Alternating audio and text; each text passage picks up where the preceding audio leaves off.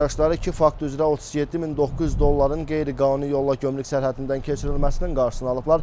Bakı-Yekaterinburq aviareysi ilə Rusiyaya getmək üçün Heydər Əliyev beynəlxalq aeroportuna gələn Azərbaycan vətəndaşı gömrük nəzarəti zonasına daxil olarkən hərəkətləri şübhə doğurduğuna görə saxlanılaraq şəxsi yoxlamaya dəvət olunub. Onun üzərindən əvvəlcədən gömrük orqanına təqdim olunmayan, elektron və ya yazılı formada bəyan edilməyən 18.600 dollar aşkar edilib.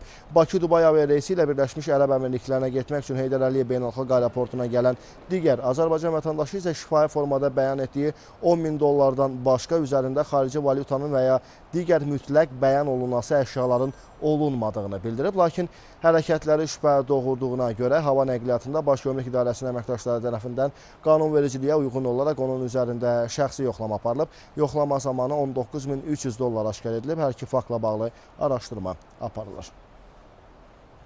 Meksikada polis 850